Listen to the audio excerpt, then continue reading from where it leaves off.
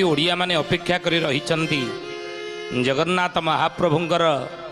रत्न भंडार खोलिब केबे सतरे कौन ये रत्न भंडार खोलिब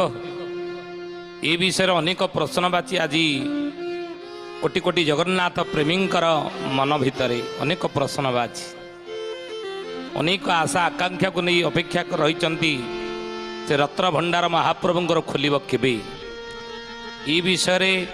मालिकार कौन सेमती किसी महापुरुष लिखिना हाँ लिखि जगन्नाथ महाप्रभुंकर रत्न भंडार खोलिब केबे ये विषय मालिकार अच्युतानंद कौन कही पंचसखा माने कौन कही आज मालिका वचन आलोचन ये विषय आम आलोचना करवा महाप्रभुंकर रत्न भंडार केबे खोलिब महापुरुष कही मालिकार कहले बाबू रे केबे खोलिब मालिकार नाम हूँ पट्टा मडाण लिखिले कि महापुरुष शिशु अनंत।